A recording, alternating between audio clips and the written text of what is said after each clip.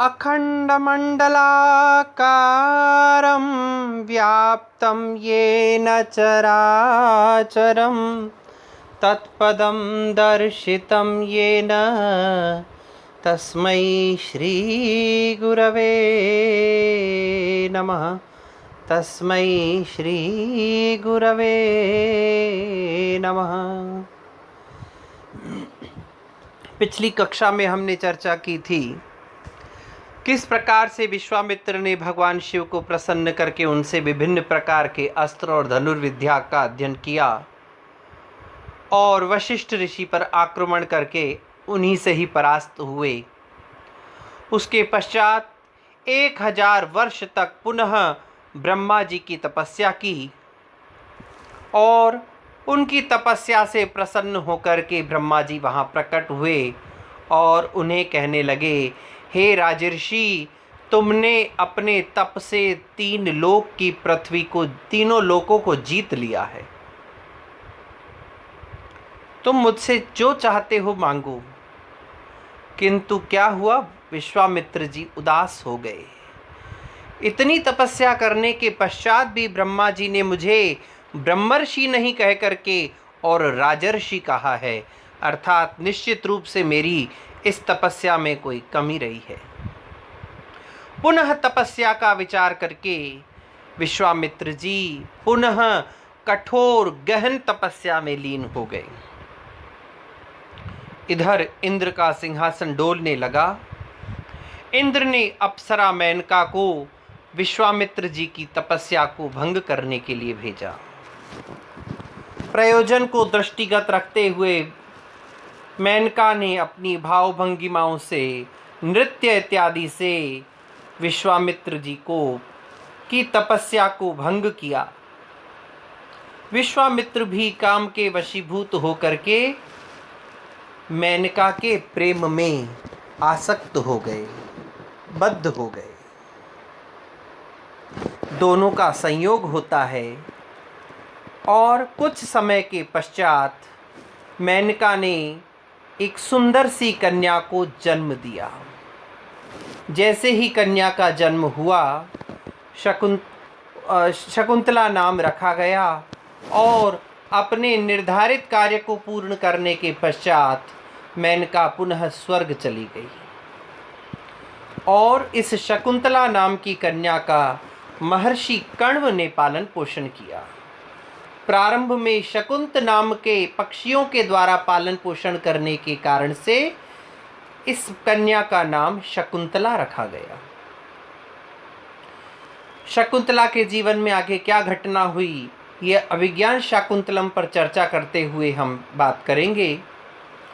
विश्वामित्र जी मेनका के जाने के बाद दुखी हुए और अचानक से विचार आया कि एक क्षण भर के काम के कारण से मेरी हजारों वर्षों की तपस्या नष्ट हो गई है और उन्होंने अपने काम को वश में करके पुनः तपस्या प्रारंभ कर दी।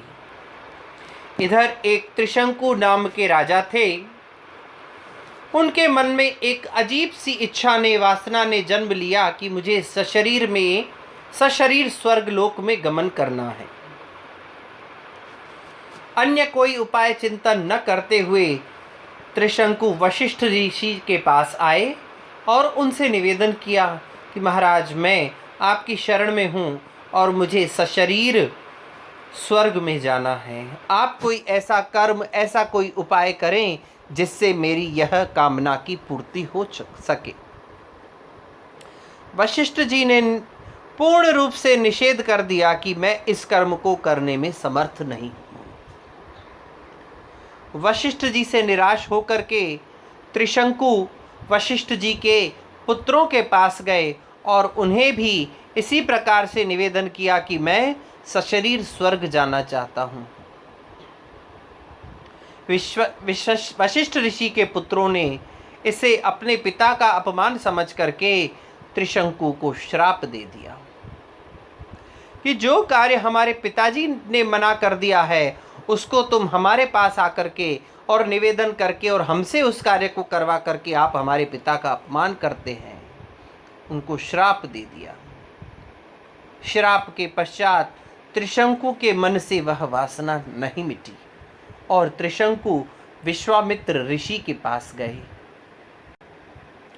सारी वार्ता कहने के पश्चात त्रिशंकु ने उनसे पुनः निवेदन किया कि मुझे वशिष्ठ और उनके पुत्रों ने इस कार्य से मना कर दिया है, अब मैं आपकी शरण में हूँ।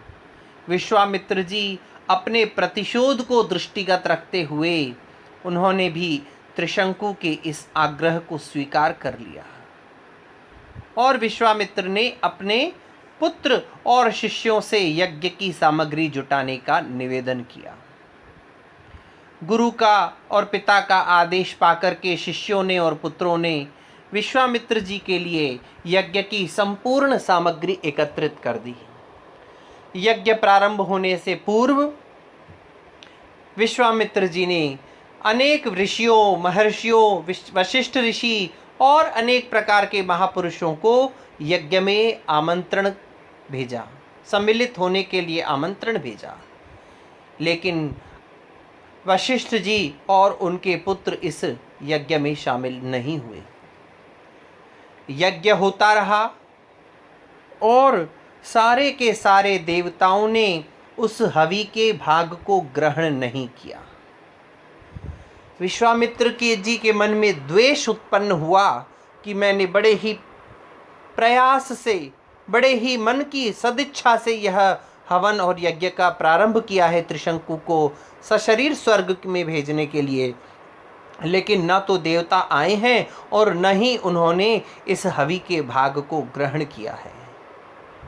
त्रिशंकु को चिंतित देख करके विश्वामित्र जी ने कहा कि चिंता मत करो त्रिशंकु, मैं तुम्हें अपने योग बल से सशरीर स्वर्ग भेजूंगा। विश्वामित्र जी ने अपने योग के द्वारा, अपनी योग और तपस्या की शक्ति से त्रिशंकु को स्वर्ग में भेज दिया।